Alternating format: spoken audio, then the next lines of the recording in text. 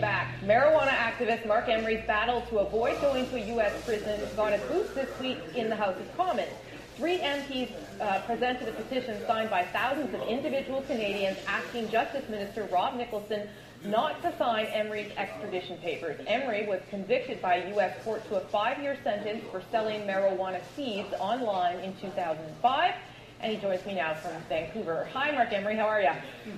I'm feeling very good today. Yeah.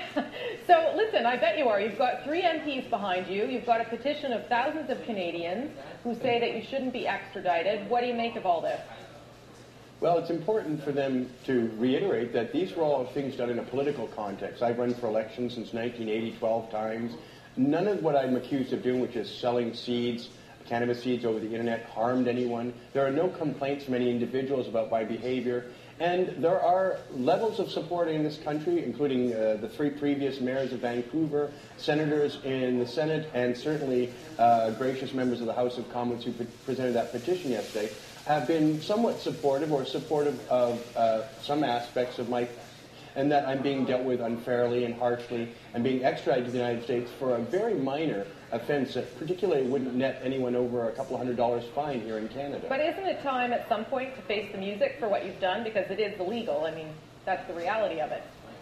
Well, I'm willing to do that. I believe that going to jail will actually further our movement and that people will become resentful. I think millions of Canadians are sympathetic to the work I've done and appreciate the work I've done and are opposed to this surrender of sovereignty by turning me over to the United States. I think it's outsourcing our justice system. I mean, there are charges that could have been laid against me here in Canada for activity I did in Canada, including exporting cannabis seeds. That's a potential charge they could lay. But I think the Crown and the government of Canada was frustrated that I was not being suppressed by the law and by the courts as they are. And so they wanted me sent away. They outsourced our justice system to the United States. One of the people that supported you yesterday inside the House of Commons was Conservative MP Scott Reid.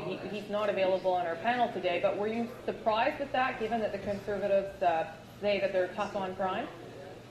Well, Mr. Reid, I'm sure he needed some courage to get up and sort of indirectly oppose the Conservative Justice Minister's intent to extradite me, that it's thought to be his intent to extradite me, and I thought he was brave to do so. I thought all 3 members of Parliament, Mr. Dosanjh, Ms. Davies, and Mr. Reid, were very eloquent. They articulated that Health Canada recommended people come to me who had medical marijuana permits to get their seeds. They reiterated that Mr. Reid pointed out there was only a $200 fine. It's the only review court precedent for anyone selling seeds in Canada. And Mr. Dosanjh pointed out that he thought the process was being unfair, and as a former Attorney General and Premier, as he pointed out, I thought that carried a lot of weight in his presentation. And Ms. Davies did such a heartfelt job of representing me that I'm really grateful to all 3 of them, and I'm hoping Canadians are grateful to them for representing me as well. So the Justice Minister, you've been told that he has the extradition paper on his desk. He tells me he hasn't seen it yet. Where does this stand in terms of you being extradited? Well, my lawyer says I've been eligible for extradition since January 8th, when my lawyer says he does have it on his desk. I only hope Mr. Nicholson is correct and that somehow he's misplaced it and that he's not going to find it in any foreseeable future. But sooner or later, he'll have to make a decision whether to send me to the United States or not to send me to the United States. And I think he would be very popular and earn the respect and accolades of millions of Canadians if he rejected the offer to extradite me and in fact kept me here in Canada, where he also has the option of charging me with the identical same charges that I'm facing in the United States. He could charge me with that here. That would negate the extradition and it would satisfy any concerns about whether I'm going to be dealt with fairly in front of a Canadian court. And you would be okay with that? Oh, of course, yes. I'm quite willing to face the music here in Canada. The idea that someone who's been in Vancouver for 15 years, I've never been to the United States, I didn't do any of these actions in the United States, these were all consenting adults, nobody's complaining about my behavior. It's only the hurt pride of the U.S. government that's really at stake here, and that's what we're debating. It's a Bush holdover, really, that's carried on now into the next administration in the United States. So if the Justice Minister goes ahead and signs the extradition order, are you willing to go along with it, or what's the next step for you?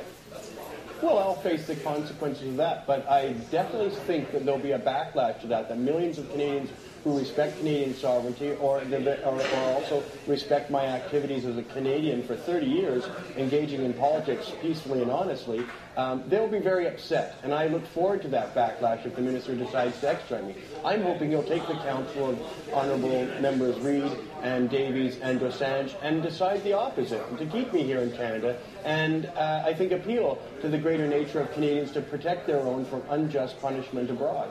Can I just one last question? What would be the punishment here in Canada versus in the U.S.? Do you have an idea of that if you were charged here in Canada versus the U.S.?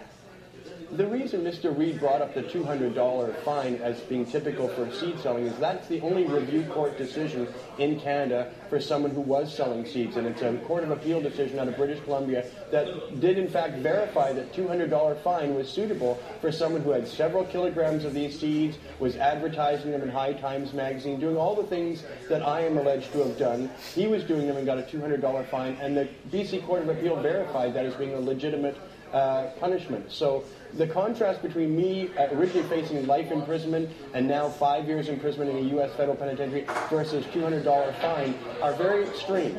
Okay, Marc Emery, we'll check back with you and see what happens. Thanks very much for your time. I hope I'm here to answer. Thanks, Marc.